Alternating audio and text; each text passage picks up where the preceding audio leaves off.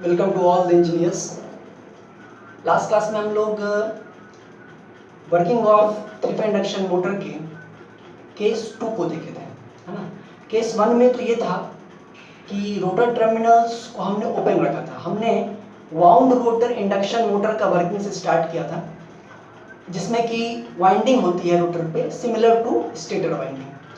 तो star connection अगर है और केस 1 में तीनों टर्मिनल्स ओपन हैं, तब तो सिर्फ रोटर में और स्टेटर में दोनों में सिर्फ ईएमएफ इंड्यूस होकर रहेगा, कोई मूवमेंट नहीं होगा, कोई करंट नहीं होगा, कोई टॉर्क नहीं होगा। लेकिन केस 2 में हमने क्या किया कि उन टर्मिनल्स को शॉर्ट किया, लेकिन रोटर को मूव नहीं होने दे रहे हैं, उसको हमने पकड़ लिया है स्टैंड स्टिल। तो उस कंडीशन में भी स्टेटर पे ईएमएफ इंड्यूस हुआ सप्लाई फ्रीक्वेंसी का, रोटर पे भी ईएमएफ इंड्यूस हुआ सप्लाई फ्रीक्वेंसी का, और रोटर से करंट भी फ्लो हुआ, थ्री फेज बैलेंस्ड करंट। तो थ्री फेज बैलेंस्ड करंट जब रोटर के थ्री फेज वाइंडिंग से जाएगा तो एक मैग्नेटिक फील्ड बनेगा। और हमने देखा कि वो जो मैग्नेटिक फील्ड है, अगर ये है स्टेटर प्रोड्यूस्ड एमएमएफ या मैग्नेटिक फील्ड, तो रोटर प्रोड्यूस्ड एमएमएफ कुछ इस तरह से आता है, ठीक है, ओके। और ये भी क्लॉकवाइज घूम रहा है और ये भी क्लॉकवाइज घूमेगा। इसके भी speed ns equal to 2f/p होगी और इसकी भी speed ns equal to 2f/p होगी। और वहां से हमने ये भी देखा था कि रोटर पे जो टॉर्क लगेगा वो उसी डायरेक्शन में लगेगा जिस डायरेक्शन में कि रोटेटिंग मैग्नेटिक फील्ड घूम रहा है, ठीक है। उसके बाद मैंने आपको कहा ये जो एंगल होता है F1 F2 के बीच में, ये लैम्डा होता है, लोड एंगल कहते हैं इसको, और टॉर्क जो है वो प्रोपोर्शनल होता है साइन लैम्डा के। तो जितना क्लोज टू 90 रहे उतना अच्छा है। लेकिन मैंने आपको कहा था कि एक्चुअली में ये जो एमएमएफ है F2, ये एग्जैक्टली 90 डिग्री ना रह करके कुछ एंगल पे होता है। और इसका कारण क्या है, उसके लिए हम लोगों को थोड़ा सा ट्रांसफॉर्मर को देखना पड़ेगा। अगर हम लोग ट्रांसफॉर्मर पढ़े रहते तब तो इसकी जरूरत नहीं होती, आपको ऐसे ही पता चल जाता। लेकिन चूंकि ट्रांसफॉर्मर नहीं पढ़े हैं, हम नहीं पढ़ाए हैं, इसलिए थोड़ा सा उसको समझना होगा। तो बस ट्रांसफॉर्मर में हम उसी चीज़ को डिस्कस करेंगे जो कि यहाँ पे इम्पोर्टेंट होगा। तो देखिए, थोड़ा बहुत आप लोग जानते होंगे, अगर सिंगल फेज ट्रांसफॉर्मर की बात करें तो उसमें एक कोर होता है, सिलिकॉन स्टील के लैमिनेशंस का कोर इस तरह का होता है, ठीक है ना। इसके लैमिनेशंस होते हैं और बीच में ये एयर वाला पार्ट है, ठीक है। और ये लैमिनेशंस है, एल शेप्ड और आई शेप्ड, ई शेप्ड लैमिनेशन टाइप का होता है इसमें, क्या वो हमको भी नहीं बताना आपको। और इसके ऐसे तो चारों साइड पे वाइंडिंग कर सकते हैं, लेकिन जनरली इसमें इस साइड और इस साइड अगर हमने वाइंडिंग किया पूरा पीछे तक ऐसे ले जा करके, ठीक है, तो हमने अगर इस साइड से अगर एसी सप्लाई दिया तो ये साइड कहला जाएगा प्राइमरी, और इस साइड से और जो दूसरा साइड होगा वो कहला जाएगा सेकेंडरी साइड, ठीक है। प्राइमरी साइड जिस साइड वोल्टेज दिए और दूसरा वाला साइड क्या कहला जाएगा, सेकेंडरी साइड, ठीक है। अगर इसे आप जानते होंगे तो हम खैर अभी देखते हैं। अब देखिए क्या है इसमें कि एसी सप्लाई अगर हम यहां से प्राइमरी तरफ से अगर हम एसी सप्लाई देते हैं, ठीक है, एसी सप्लाई देते हैं, उस करंट को जब इधर ओपन है तब जो यहाँ से करंट जा रहा है उसको एक्साइटिंग करंट कहते हैं, आई एक्साइटिंग करंट। क्यों?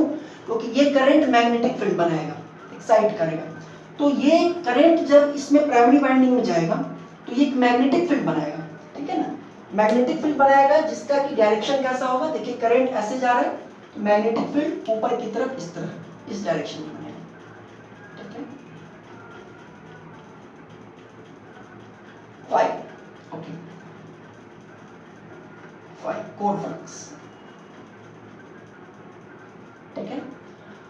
और जो करंट है, क्योंकि सप्लाई हमारा एसी है साइनोसॉइडल, तो करंट भी साइनोसॉइडल होगा, और जो फ्लक्स होता है जो फ्लक्स होता है वो होता है Ni upon R, MMF upon reluctance. अगर ये साइनोसॉइडल है तो फ्लक्स भी क्या होगा, साइनोसॉइडल होगा, सिर्फ मैग्नीट्यूड चेंज होगी N/R times and number of turns R reluctance. लेकिन नेचर अगर करंट अगर साइनोसॉइडल है तो फ्लक्स भी कैसा होगा, साइनोसॉइडल होगा। ठीक है, अब देखिएगा मतलब flux will be also sinusoidal. तो फ्लक्स जो है उसको अगर हम लोग लिखें phi equal to phi m sin omega t, ठीक है, तो ये अल्टरनेटिंग फ्लक्स इस कोर से पास करेगा, मतलब उसका मैग्नीट्यूड हर समय क्या हो रहा है, चेंज हो रहा है। और ये अल्टरनेटिंग फ्लक्स जिसका मैग्नीट्यूड हर समय चेंज हो रहा है वो इस प्राइमरी वाइंडिंग के कंडक्टर से भी पास करेगा। ठीक है, कंडक्टर से भी पास करेगा। तो यानी कि कंडक्टर से जो मैग्नेटिक फील्ड पास कर रहा है उसका मैग्नीट्यूड कंटिन्यूअसली चेंज कर रहा है। तो कंडक्टर से अगर मैग्नेटिक फील्ड कंटिन्यूअसली चेंज कर रहा है तो कंडक्टर में ईएमएफ इंड्यूस होगा, ई इधर भी होगा इधर भी होगा। क्यों? क्योंकि दोनों तरफ मैग्नेटिक फील्ड है, इसमें ऊपर की तरफ है इसमें इस तरफ है ना, और दोनों तरफ चेंज हो रहा है तो दोनों में ईएमएफ इंड्यूस होगा। अब उसका जो मैग्नीट्यूड है उसका फॉर्मूला होता है N statically induced EMF N d phi by d t. अगर हम प्राइमरी साइड का देखें तो E1 equal to N1 d phi by d t. देखिए कुछ बुक्स यहाँ पे माइनस साइन लगाते हैं, E1 equal to minus N1 d phi by d t. ठीक है, और माइनस क्यों लगाते हैं, लेंस लॉ के कारण, क्योंकि लेंस क्या कहता है कि इफेक्ट अपोजेस कॉज, तो उसको दिखाने के लिए हम माइनस लगाते हैं। हम इसमें यहां पे माइनस ना लगा करके इस फिगर में ईएमएफ इंड्यूस की पोलैरिटी को पता करने का प्रयास करेंगे। समझिए हम क्या करें, हम ये कह रहे हैं कि हम माइनस लगता है लेंस लॉ के कारण जो कि कहता है इफेक्ट अपोजेस कॉज। ठीक है, अगर हम इसमें देखें कि इफेक्ट क्या हो रहा है, इफेक्ट हो रहा है कि इस वाइंडिंग में ईएमएफ इंड्यूस होगा। क्यों हो रहा है ईएमएफ इंड्यूस? ईएमएफ इंड्यूस इसलिए होगा क्योंकि ये मैग्नेटिक फील्ड जो है ये चेंज कर रहा है। मैग्नेटिक फील्ड क्यों चेंज कर रहा है? क्योंकि जो करंट आ रहा है वो चेंज कर रहा है, करंट के कारण ही मैग्नेटिक फील्ड चेंज कर रहा है। तो लेंस लॉ के हिसाब से यहाँ पर वाइंडिंग में जो ईएमएफ इंड्यूस होगी उसकी पोलैरिटी मतलब प्लस माइनस कुछ ऐसे डायरेक्शन में होगा ताकि इस करंट का अपोज करे, क्योंकि करंट का अपोज होगा तो फ्लक्स का अपोज होगा।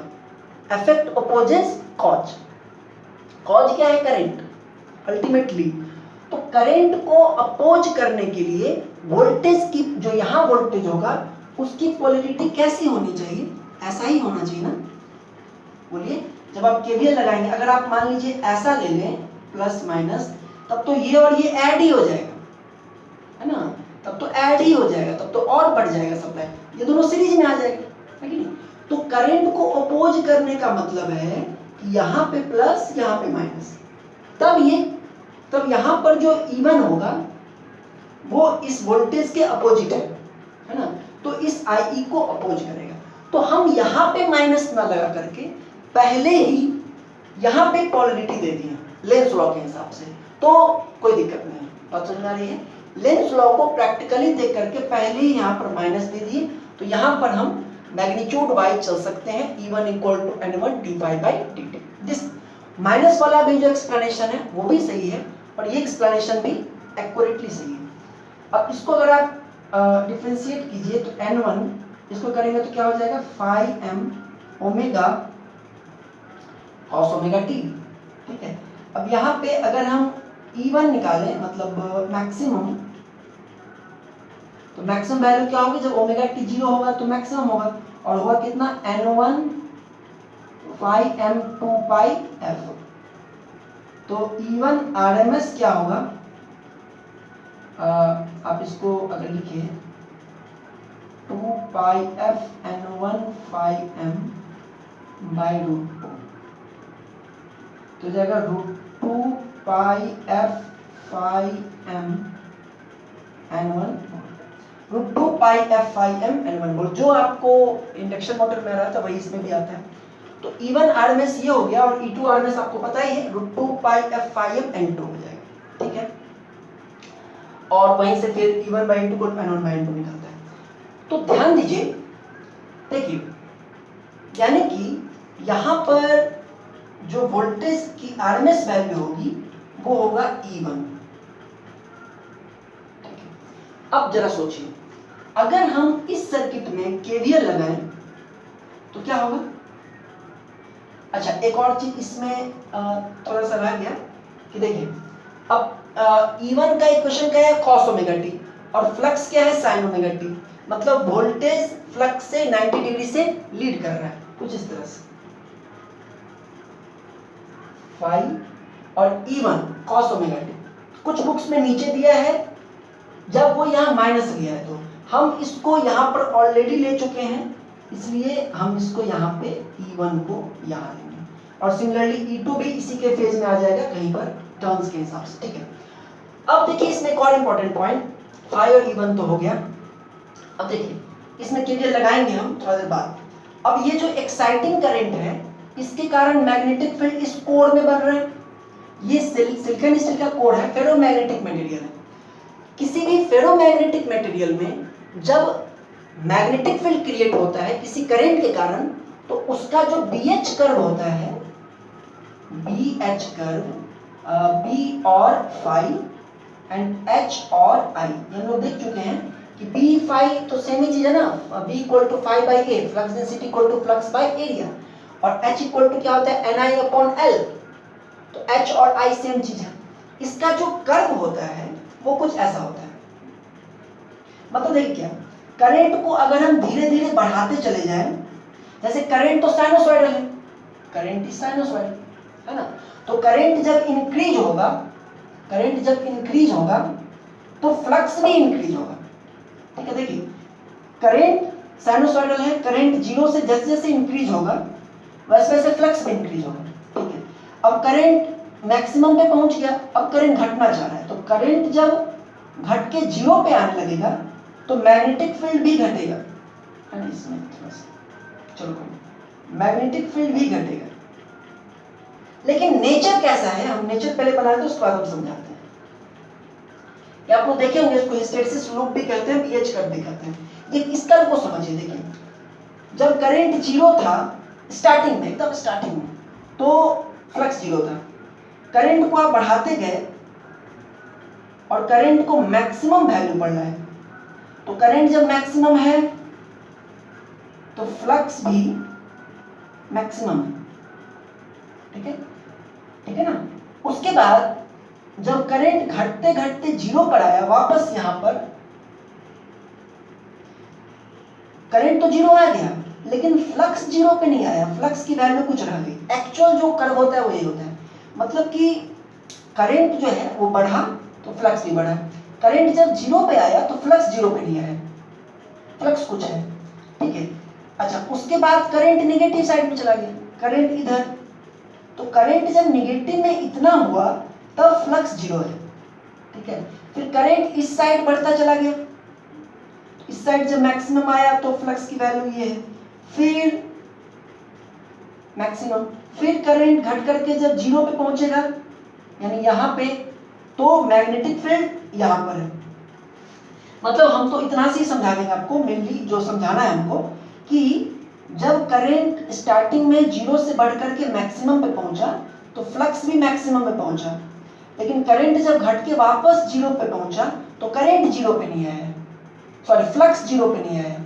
फ्लक्स जीरो पे आएगा थोड़ी देर बाद, फ्लक्स जीरो पर आएगा थोड़ी देर बाद। इसका मतलब क्या है कि फ्लक्स जो है वो एक्साइटिंग करंट से कुछ एंगल से लैग कर रहा है ना, क्योंकि आप देख रहे हैं कि करंट का मैक्सिमम हुआ तो फ्लक्स भी मैक्सिमम है, लेकिन करंट जब वापस जीरो हुआ तो फ्लक्स जीरो नहीं हुआ, फ्लक्स की वैल्यू कुछ है, फ्लक्स थोड़ी देर बाद जीरो हुआ, है ना।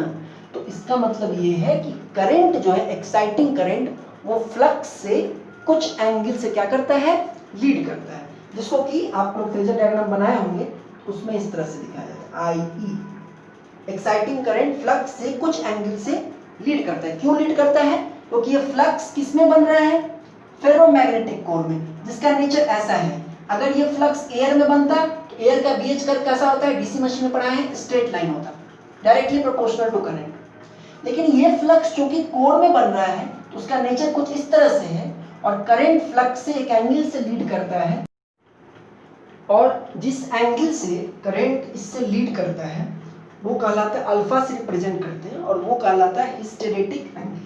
ठीक है, अब आते हैं इस तरफ के केवीएल पे। ठीक है, अगर हम केवीएल लगाएं इसमें तो देखिए क्या होगा, ये प्लस ये माइनस इस स्टैंड का है, ये हो जाएगा plus E1 minus V1 equal to 0 और V1 equal to E1। Supply voltage equal to E1, लेकिन प्रैक्टिकली अगर आप यहाँ पे वोल्ट मीटर लगाइए, मतलब इसका वोल्टेज को चेक करने के लिए, तो ये दोनों सेम नहीं आता है ना, practically this is not equal. तो इस इनफैक्ट ये कम आता है, ईएमएफ इंड्यूस कम होता है इन कंपैरिजन टू V1। तो इसका मतलब है कि E1 में कुछ ऐड होना चाहिए, है ना, E1 must have something in addition, जो कि जुड़ के किसके बराबर हो जाए, V1 के बराबर। तो लोगों ने सोचा कि क्या होगा, तो एक तो बात ये समझ में आई कि इन वाइंडिंग्स का अपना कुछ रेजिस्टेंस होगा, और उस रेजिस्टेंस में कुछ ड्रॉप हो रहा होगा, वोल्टेज ड्रॉप, क्योंकि करंट जा रहा है ना, तो वो ड्रॉप भी E1 में जुड़ेगा, तब जा करके V1 के बराबर होगा, क्योंकि V1 तो सप्लाई वोल्टेज है, ठीक है ना। उसके बाद E1 में ईएमएफ इंड्यूस हुआ और करंट वाइंडिंग से जा रहा है, तो वाइंडिंग में कुछ वोल्टेज ड्रॉप हो रहा होगा। तो इस चीज को रिप्रेजेंट करने के लिए लोगों ने क्या किया कि उन्होंने कहा यहाँ पर एक रेजिस्टेंस है, R1 नाम दिया इसको, और इसको कहा कि ये प्राइमरी वाइंडिंग का रेजिस्टेंस है। सिमिलरली सेकेंडरी वाइंडिंग का भी कुछ रेजिस्टेंस होगा, और इसमें जो ड्रॉप होगा वो होगा IER1 इस डायरेक्शन में, प्लस माइनस, ठीक है ना। केवीएल लगाएंगे तो IER1 plus E1 equal to V1। लेकिन इतने पर भी इन दोनों का सम इसके बराबर नहीं आ रहा था। There was some more voltage which was hidden inside this। तब लोगों को एक और चीज दिखाई दी कि इस करंट के कारण जो मैग्नेटिक फील्ड बना है ना, वो मैग्नेटिक फील्ड सिर्फ कोर में ही नहीं है, वो उस मैग्नेटिक फील्ड का एक पार्ट तो कोर में है और एक और पार्ट है जो कि कोर में भी है लेकिन एयर में भी है, जिसको कि हम लोग क्या कहते हैं, लीकेज फ्लक्स। इसमें भी होगा और इसमें भी होगा, सॉरी, लीकेज फ्लक्स। अब देखिए, जो कोर में जो फ्लक्स था कंप्लीटली, उसके कारण जो वोल्टेज इंड्यूस्ड है उसको तो हम लोग ले लिए E1, लेकिन ये जो एयर में जो फ्लक्स है, लीकेज फ्लक्स, प्राइमरी वाले को अगर हम phi-L1 कहें, ये भी तो अल्टरनेटिंग है और ये भी तो इस वाइंडिंग से लिंक कर रहे हैं, तो इसके कारण भी कुछ ईएमएफ इंड्यूस होगा इसमें। जैसे कोर फ्लक्स के कारण हुआ, वैसे लीकेज फ्लक्स के कारण भी कुछ वोल्टेज इंड्यूस होगा। समझा रही बात? अब देखिए, जो कोर फ्लक्स है वो तो एक्साइटिंग करंट से लैग करता है। क्यों? क्योंकि कोर फ्लक्स बनता है फेरोमैग्नेटिक कोर में, और फेरोमैग्नेटिक कोर के लिए जो BH कर्व है वो वैसा था जैसा हम लोग देखे थे अभी। लेकिन जो लीकेज फ्लक्स है, इसका जो मैक्सिमम पार्ट है वो तो एयर में बन रहा है, एयर में बन रहा है ना। तो जो फ्लक्स एयर में बनता है उसके लिए BH कर्व कैसा होता है, linear, proportional to exciting current, नहीं? यानी कि जो कोर फ्लक्स है वो तो एक्साइटिंग करंट से लैग करेगा, लेकिन जो लीकेज फ्लक्स है, चूंकि उसका मैक्सिमम पार्ट एयर में है, तो इसका अगर आप BH कर्व बनाइएगा phi और I के बीच का, तो लीनियर बनेगा, क्योंकि एयर के लिए BH कर्व लीनियर होता है। यानी कि ये जो I और phi है, इन दोनों में कोई फेज रिलेशन नहीं है। दोनों सेम फेज में, ठीक है ना, क्योंकि बीएच करनी है स्ट्रेट लाइन रिलेशन है, मतलब कि इसी के फेज में क्या होगा, phi L1 leakage flux. Similarly अगर सेकेंडरी साइड में करंट होगा तो I2 के फेज में होगा phi L2, बात समझ आ रही है? तो phi L1 IE के फेज में होगा लीकेज फ्लक्स के फेज, एक्साइटिंग करंट के फेज में, क्योंकि लीकेज फ्लक्स का मैक्सिमम पार्ट एयर में है और एयर के लिए BH कर्व लीनियर होता है सेम फेज में, ठीक है। अच्छा, और ये जो लीकेज फ्लक्स है, जैसे कोर फ्लक्स एक वोल्टेज जनरेट करता है E1 इससे 90 डिग्री लीडिंग, वैसे ही लीकेज फ्लक्स भी एक EMF इंड्यूस करेगा इस वाइंडिंग में, है ना। और जिस तरह से इस फ्लक्स का वोल्टेज है इससे 90 डिग्री लीडिंग, वैसे लीकेज फ्लक्स का जो वोल्टेज होगा वो इससे 90 डिग्री लीडिंग होगा। कैसा? कुछ ऐसा, और उसको कहते हैं EX1, EX1, ठीक है।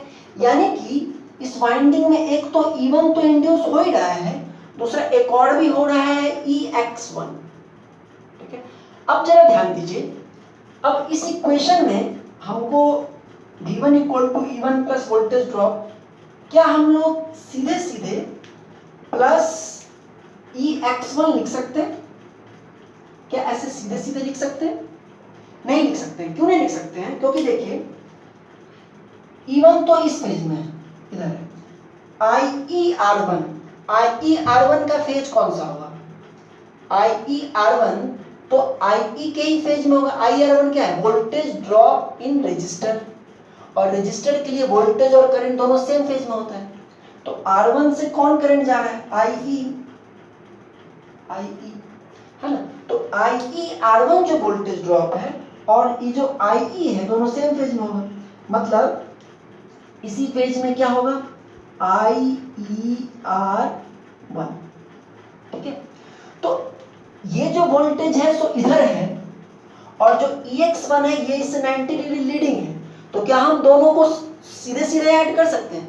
सीधे सीधे तो दो चीज तब ऐड होता है जब दोनों सेम फेज में होता है, लेकिन यहाँ पर जो EX1 है वो तो IER1 से 90 डिग्री लीडिंग है, तो दोनों को हम ऐसे तो नहीं ऐड कर सकते हैं। तो क्या लगाना पड़ेगा यहाँ पर? JEX1, तब इन दोनों को ऐड कर पाएंगे। समझा रहे? क्यों? क्योंकि ये जो है EX1 IER1 से 90 डिग्री से लीड कर रहा है, सीधे सीधे नहीं जोड़ सकते हैं। इनका एडिशन कैसे होगा? Root under IER1 plus root under IER1 का स्क्वायर प्लस EX1 का स्क्वायर, ऐसे होगा। तो इसको ऐसा लिख सकते हैं, ठीक है। अब बात ये आती है कि EX1 की वैल्यू क्या होगी, ठीक है। अब देखिए EX1 क्या है?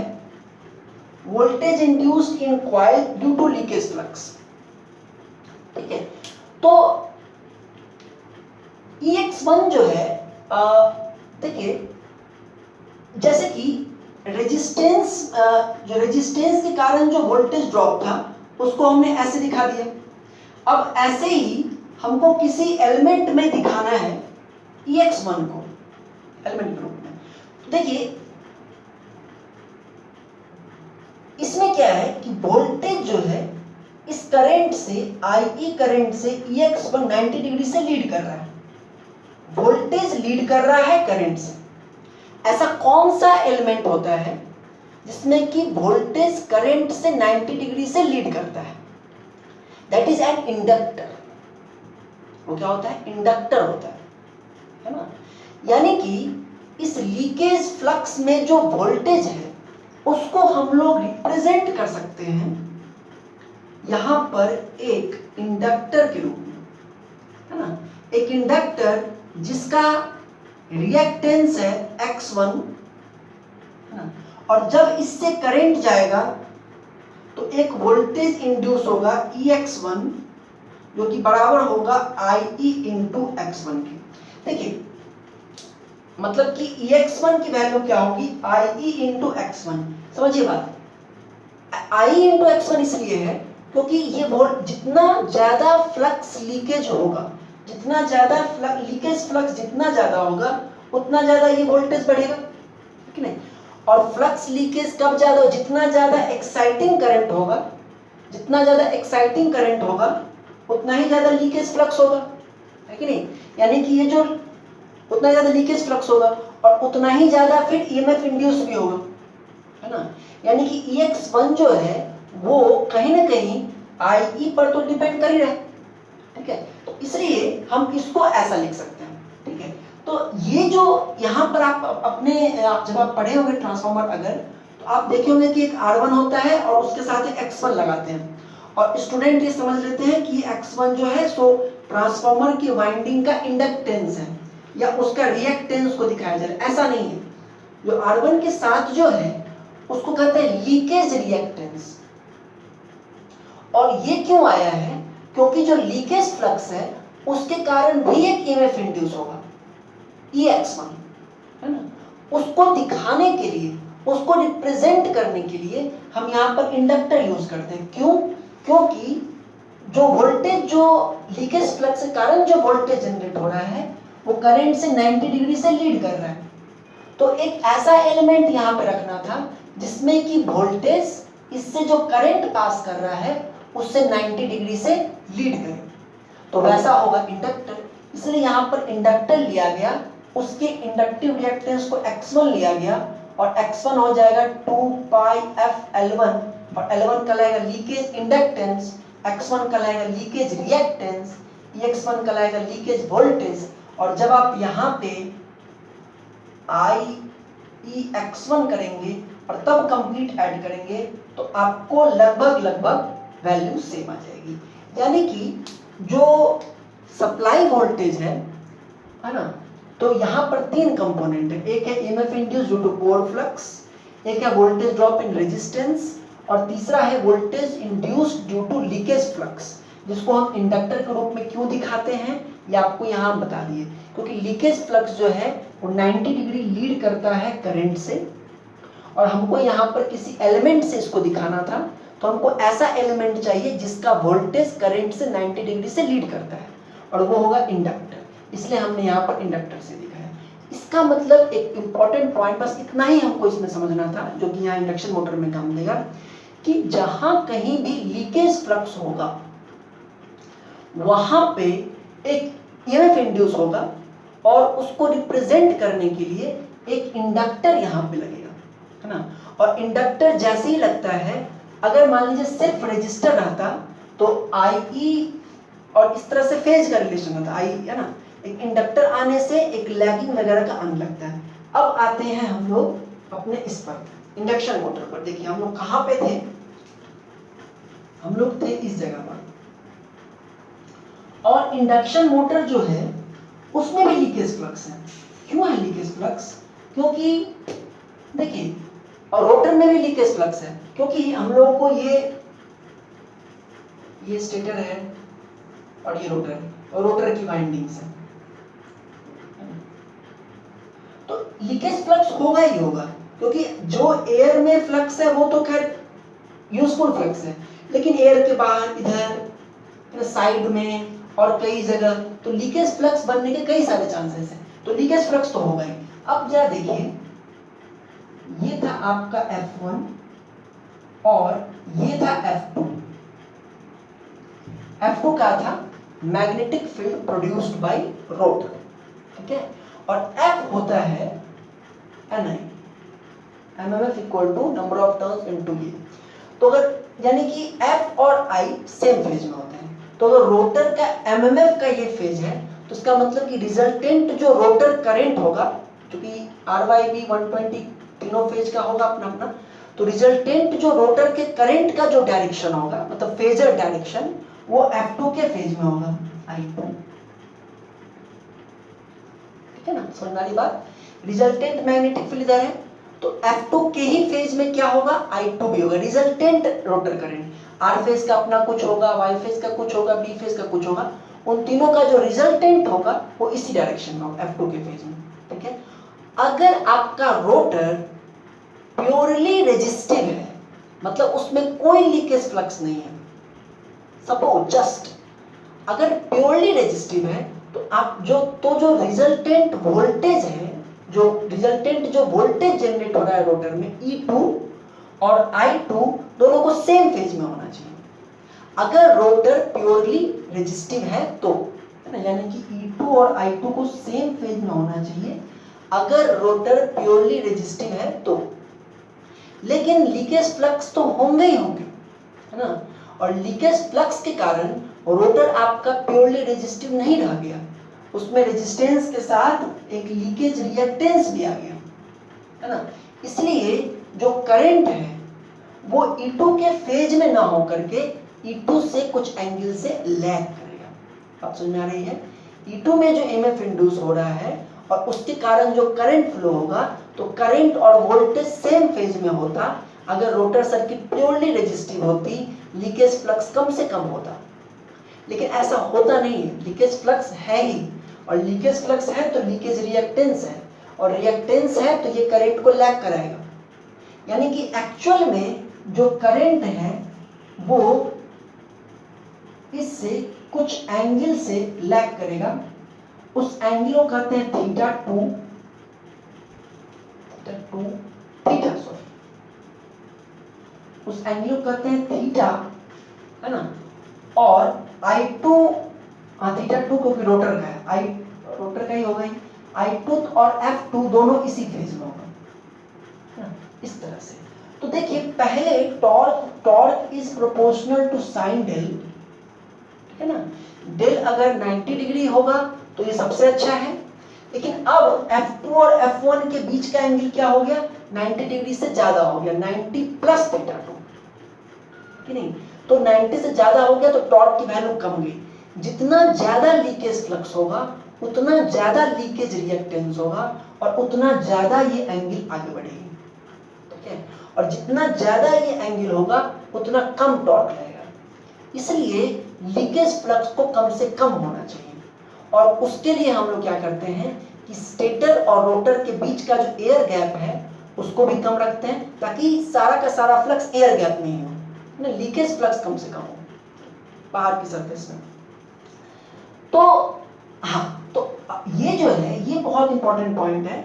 F2 और F1 के बीच का जो एंगल है वो प्योरली 90 डिग्री ना रह करके ये 90 प्लस थीटा 2 है, ठीक है ना।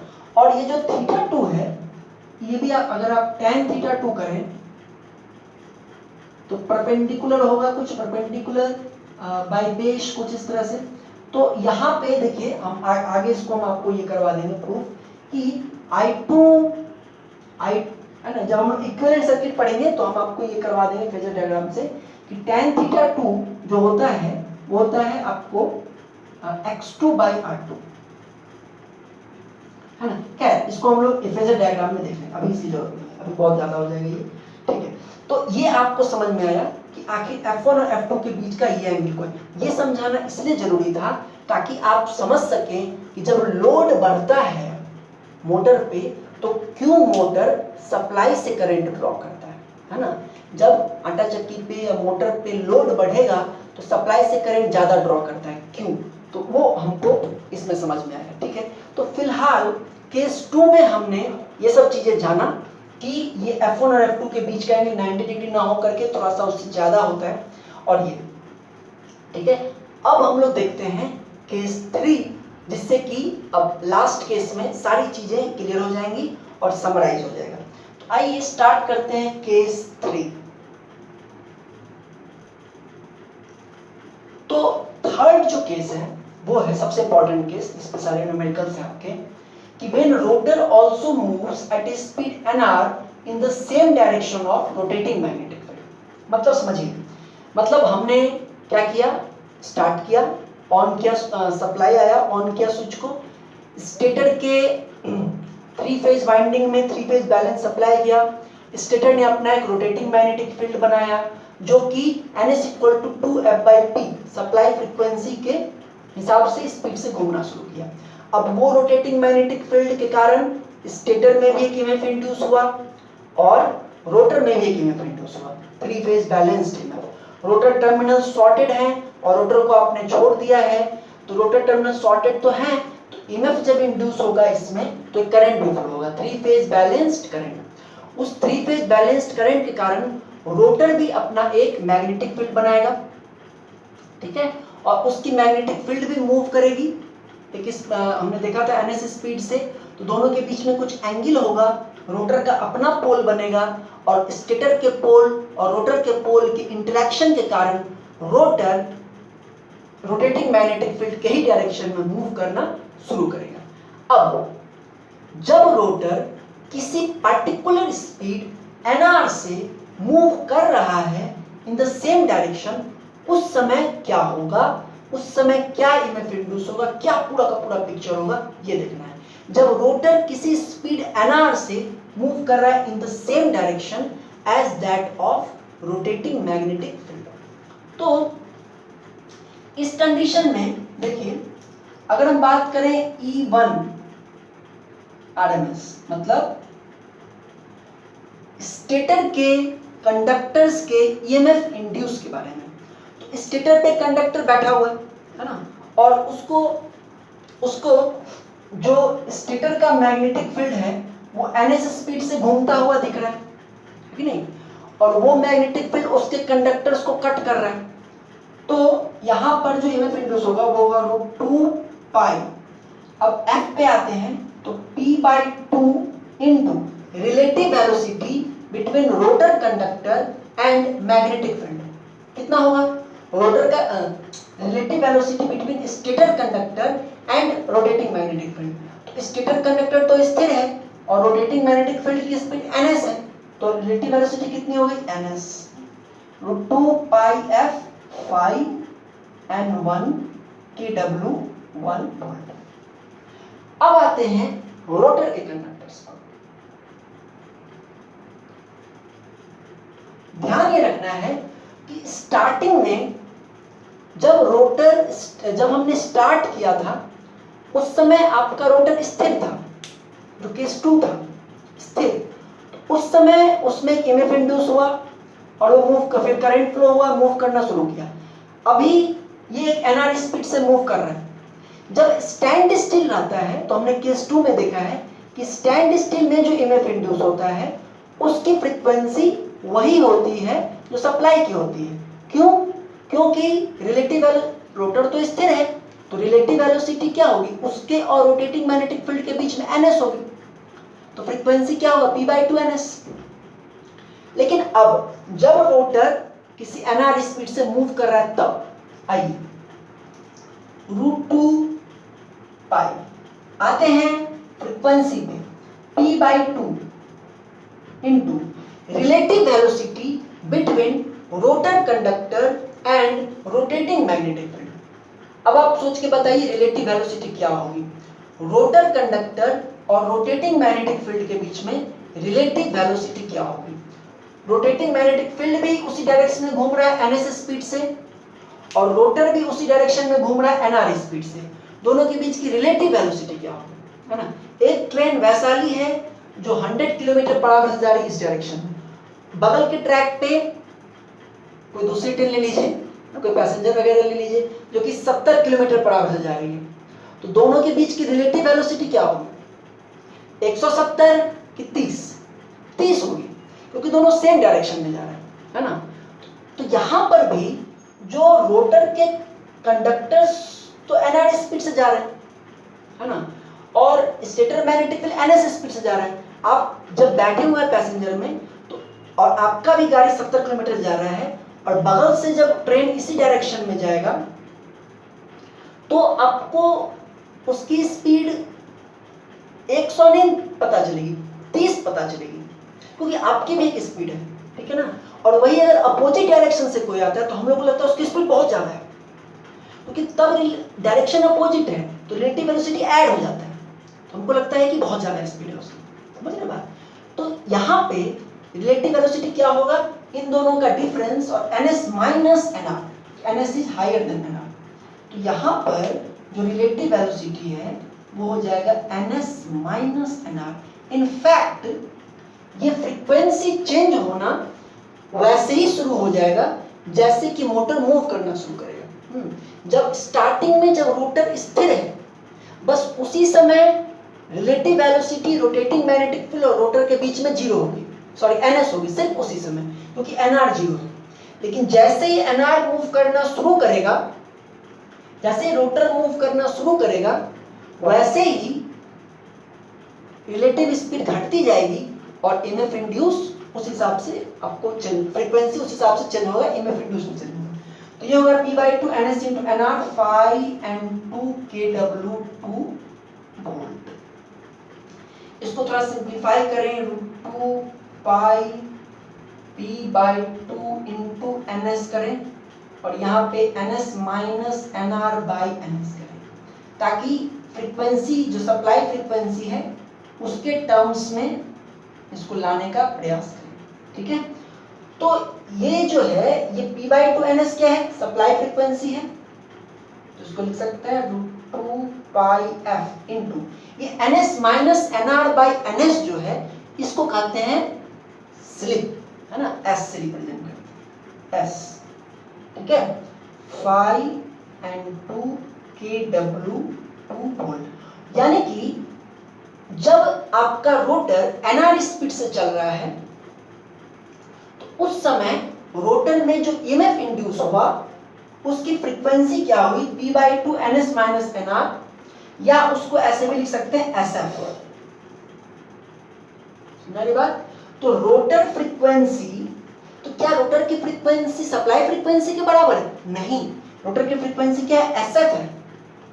ठीक है ना, अगर NS मान लीजिए 1500 है, 4 पोल के लिए है, और NR अगर आपका 500 आरपीएम है तो स्लिप क्या होगा, 1500 माइनस 500 बटे 1500, है ना, समथिंग लाइक 1000 बटे 1500। ठीक है, दैट इज 0.66 और सप्लाई फ्रीक्वेंसी कितनी है, 50 हर्ट्ज। तो रोटर में फ्रीक्वेंसी जो जनरेट होगा वो कितना होगा, FR = S × F, ऐसा आप निकाल चुके हैं, 0.66 × 50, जो भी 30 करीब हर्ट्ज है। बात समझ आ रही? बहुत इंपॉर्टेंट पॉइंट है, इसको समझ लीजिए कि जैसे ही रोटर मूव करना शुरू करेगा, रोटर और रोटेटिंग मैग्नेटिक फील्ड के बीच की रिलेटिव वेलोसिटी घटेगी, और रिलेटिव वेलोसिटी घटेगी तो जो फ्रीक्वेंसी और ईएमएफ इंड्यूस है वो होता है P/2 × रिलेटिव वेलोसिटी, और रिलेटिव वेलोसिटी जब घटेगी तो फ्रीक्वेंसी भी घटेगा, है ना।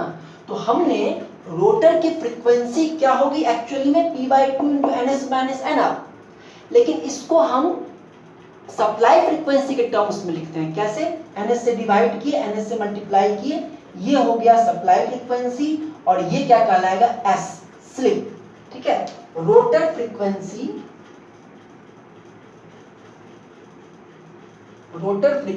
Equal to FR equal to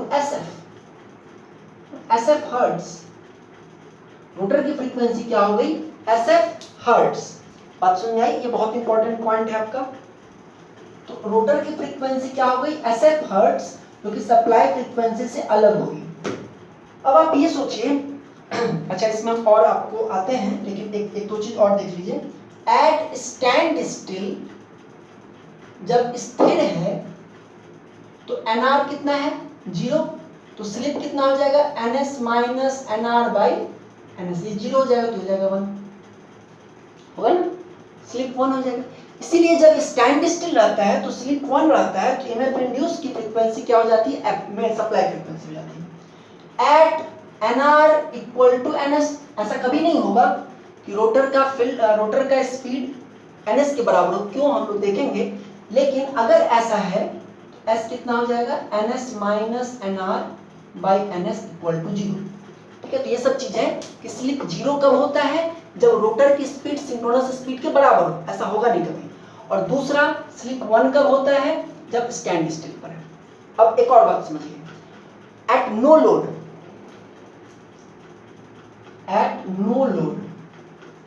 know load मतलब जब कोई लोड नहीं है ना, यानी कि जब स्पीड काफी ज्यादा है।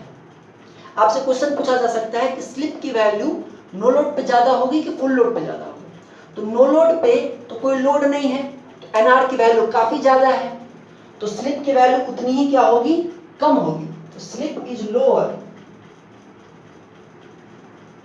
एंड एट फुल लोड, और स्लिप अगर कम होगा तो ईएमएफ इंड्यूस भी कम होगा, करंट भी कम होगा, सब कुछ कम होगा। एट फुल लोड पे स्पीड कम होगी तो स्लिप इज हायर। आपने ये समझा कि स्लिप होता क्या है, ns minus nr by ns, ये मैथमेटिकल टर्म है, ठीक है। और ठीक है, और EMF इंड्यूस जो होगा उसकी फ्रीक्वेंसी क्या होगी, FR इक्वल टू SF होगी, और स्लिप की ये वैल्यू है, ये सब आप समझ गए। अब आइए एक और बहुत important point, very important point देखिए, यानी कि देखिए क्या होगा, जैसे जैसे रोटर स्पीड अप होता जाएगा, जैसे जैसे रोटर अपना स्पीड पकड़ेगा, वैसे वैसे स्लिप की वैल्यू घटती जाएगी, है ना। और वैसे वैसे जो frequency of EMF induce in rotor है, रोटर में जो EMF इंड्यूस की फ्रीक्वेंसी है वो भी घटती जाएगी, है ना। इनफैक्ट रोटर की फ्रीक्वेंसी 2 हर्ट्ज 3 हर्ट्ज इस तरह से होती है, ठीक है। अब देखिए एक बहुत इंपॉर्टेंट चीज,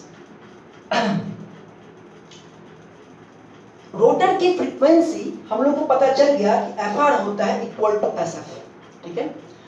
अब रोटर में जो EMF इंड्यूस हुआ, है ना, और EMF इंड्यूस हुआ, रोटर शॉर्टेड है तो एक करंट भी फ्लो होगा। अगर EMF इंड्यूस की फ्रीक्वेंसी FR है तो करंट की भी फ्रीक्वेंसी FR होगी। अब उस करंट के कारण एक रोटेटिंग मैग्नेटिक फील्ड डेवलप होगा, और रोटेटिंग मैग्नेटिक फील्ड की जो स्पीड होती है उसका फार्मूला हम आपको बताए हुए हैं कि NRF, NRF का देखिए यहाँ पर कंफ्यूजन है, NS होता है क्या, सिंक्रोनस स्पीड, जो कि होता है हमेशा 2F by P, F supply frequency है। NR क्या होता है, रोटर की स्पीड, और NRF क्या होगा, रोटर के मैग्नेटिक फील्ड की स्पीड, है ना। ताला के अंदर ताला के अंदर ताला है ना, ये थोड़ा सा है बट आपको इसको क्लियरली समझना होगा। NS क्या है, सिंक्रोनस स्पीड, NR क्या है, रोटर की स्पीड, और NRF क्या है, रोटर के मैग्नेटिक फील्ड की स्पीड। तो हमको पता है कि रोटेटिंग मैग्नेटिक फील्ड की जो स्पीड होती है वो होता है 2 into F by P, और F किसका, जिस करंट के कारण ये मैग्नेटिक फील्ड प्रोड्यूस हो रहा है उसकी frequency FR by P, RTS, बात समझ आ रही है। जैसे सिंक्रोनस स्पीड में हम 2F by P लेते हैं, क्यों लेते हैं, क्योंकि ये जो मैग्नेटिक फील्ड है, स्टेटर का मैग्नेटिक फील्ड, वो स्टेटर के वाइंडिंग के करंट के कारण है, और स्टेटर का जो वाइंडिंग का जो फ्रीक्वेंसी है वो सप्लाई फ्रीक्वेंसी है, इसलिए NS equal to 2F by P।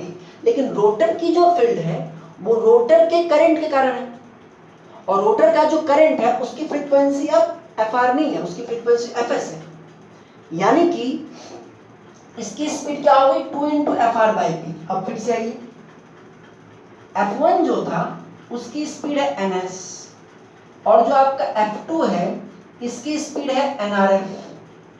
अब आप यहाँ पे देख रहे हैं कि NS की स्पीड 2F by P है, और यहाँ पे देख रहे हैं कि NRF की स्पीड 2FR upon P है, तो दोनों की स्पीड तो अलग अलग हो गई, है कि नहीं। FR तो कम होगा, FR अभी देखे थे ना 30 आया था, और F तो 50 है, तो ये तो 2F by P स्पीड से घूमेगा और ये इस स्पीड से घूमेगा, तब तो एक ने दूसरे को कभी न कभी ओवरलैप कर जाएगा, है ना। लोड एंगल बहुत चेंज होगा, क्योंकि इसकी स्पीड अलग है, इसकी स्पीड अलग है, इसकी स्पीड कम है, इसकी स्पीड ज्यादा है, तो ये तो आगे बढ़ेगा ना, तो लोड एंगल फिर बढ़ता चला जाएगा, फिर घटेगा, इस तरह से होगा। तो लोड एंगल तो बराबर चेंज होगा, और लोड एंगल अगर चेंज होगा तो इलेक्ट्रोमैग्नेटिक टॉर्क चेंज होगा, टॉर्क हमेशा चेंज होगा, तो ये तो ऑसिलेटिंग टाइप का हो जाएगा। लेकिन ऐसा नहीं होता है, कांस्टेंट टॉर्क लगता है, ऐसा कांस्टेंट टॉर्क लगता है। तो ऐसा क्यों, प्रॉब्लम समझ रहे हैं।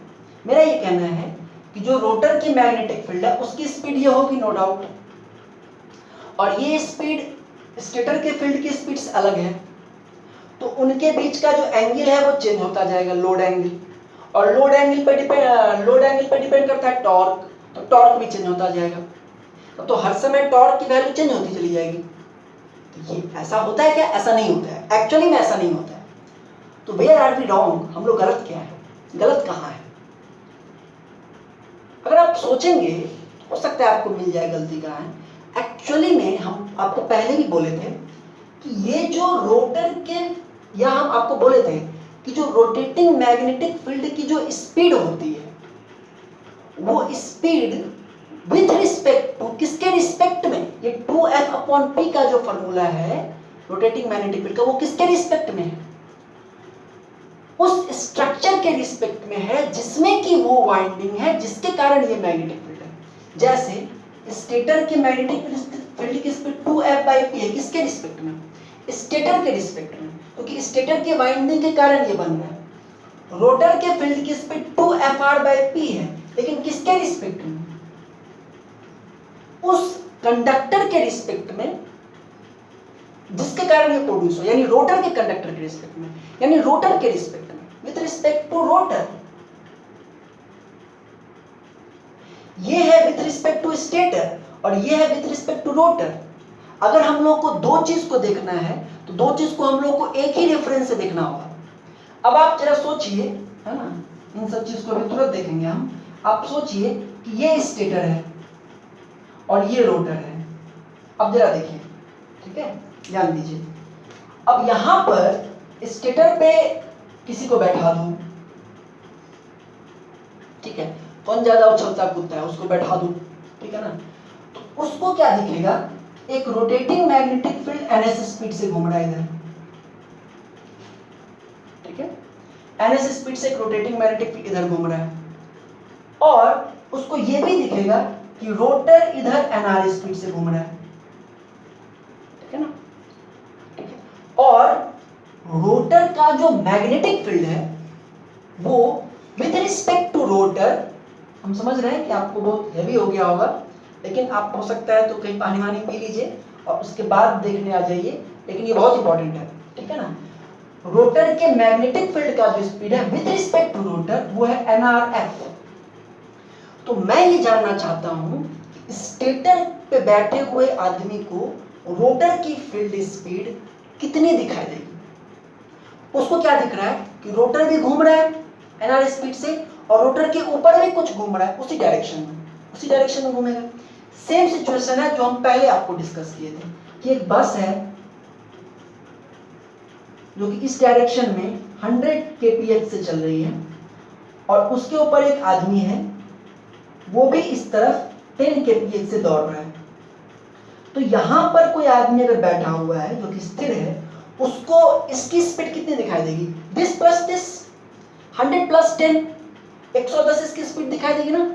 इसको बस की स्पीड दिखाई देगी 100, लेकिन इसकी स्पीड दिखाई देगी 110।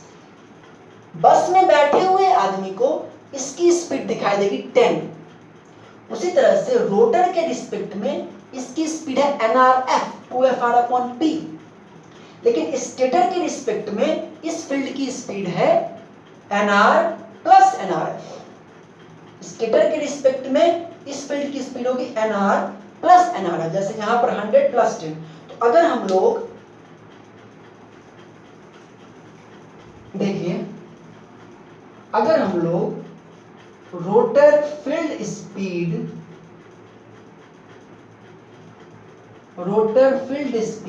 विद रिस्पेक्ट टू स्टेटर निकालें, rotor field speed with respect to stator निकालें, तो क्या हो जाएगा, nr प्लस nrf, जो कि हो जाएगा nr कितना है, nr है, nr तो nr ही है, और nrf है आपको 2Fr/P। तो इसको हम लिख रहे हैं, यहां देखिए, nr प्लस 2Fr को लिख सकते हैं 2SF/P, ठीक है। तो nr प्लस 2F/P हो जाता है ns, 2F/P क्या हो जाता है ns, इंटू s क्या हो जाएगा, ns minus nr by ns। तो ये ns से ns कट जाएगा और nr plus ns minus nr क्या हो जाएगा, ns। ये वेरी इंपॉर्टेंट है ना, मतलब कि बाहर से जो आदमी है, यहां पर जो आदमी है, उसको रोटर की फील्ड कितने स्पीड से घूमती दिखाई देगी, ns की स्पीड से। उसको क्या दिखेगा कि स्टेटर का मैग्नेटिक फील्ड भी ns स्पीड से घूम रहा है और रोटर का मैग्नेटिक फील्ड भी ns स्पीड से घूम रहा है। मतलब स्टेटर का मैग्नेटिक फील्ड और रोटर का मैग्नेटिक फील्ड दोनों एक दूसरे के रिस्पेक्ट में क्या है, स्टेशनरी, है ना। यानी कि स्टेटर मैग्नेटिक फील्ड और रोटर मैग्नेटिक फील्ड दोनों के बीच की रिलेटिव वेलोसिटी क्या है? 0। दोनों के बीच की रिलेटिव वेलोसिटी क्या है? 0, कंप्लीटली 0। बात समझ में आ गई? ये पॉइंट बहुत इंपॉर्टेंट है कि रोटर का मैग्नेटिक फील्ड और स्टेटर का मैग्नेटिक फील्ड दोनों के बीच की रिलेटिव वेलोसिटी क्या है? 0 है। तो यहाँ से आपको कई सारी चीजें पता चली, बहुत इंपॉर्टेंट पॉइंट्स आपको पता चले इनफैक्ट, है ना। अब इसमें बस अब खत्म ही करते हैं लेक्चर को।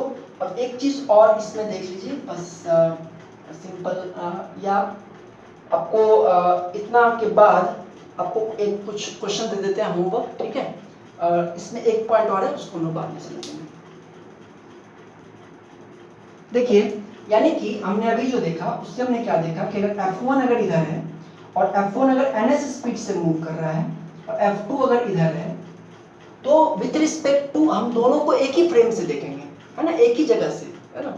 तो इसको ये ns स्पीड से मूव कर रहा है और ये भी ns स्पीड से ही मूव कर रहा है with respect to a stationary observer. Stationary observer के रिस्पेक्ट में ये भी ns स्पीड से मूव कर रहा है और ये भी ns स्पीड से मूव कर रहा है। मतलब इन दोनों के बीच का जो एंगल है डेल, वो चेंज नहीं होता है एक लोड के लिए। लोड चेंज होगा तो चेंज होगा, लेकिन एक लोड के लिए ये डेल चेंज नहीं होता है, तो टॉर्क नहीं चेंज होता है। इसीलिए टॉर्क ऑसिलेटिंग नेचर का नहीं होता है, कांस्टेंट नेचर का होता है, ठीक है ना। क्योंकि दोनों की speed with respect to one observer जो एक जगह पर है यही होगा, ठीक है। अब आइए इन क्वेश्चंस को बना करके भेजिएगा ग्रुप पे answer. equal to 4, f equal to 50, motor runs at 4% slip, what is speed of motion, ठीक है। 4 पोल है, फ्रीक्वेंसी सप्लाई फ्रीक्वेंसी 50 हर्ट्ज है, मोटर 4% स्लिप पर है। 4% स्लिप मतलब s equal to 0.04, मशीन की स्पीड क्या है, मतलब nr निकालना है। दूसरा है frequency of EMF induce in stator. Stator में जो फ्रीक्वेंसी इंड्यूस है वो 50 हर्ट्ज है सप्लाई, और रोटर में जो फ्रीक्वेंसी है वो 1.5 हर्ट्ज है। तो स्लिप क्या है निकल जाएगा fr equal to sf से, और nr निकालना। बहुत सिंपल क्वेश्चन है ये, इसके अलावा कुछ और क्वेश्चंस करेंगे अगले क्लास में, ठीक है। Thank you very much, best of luck.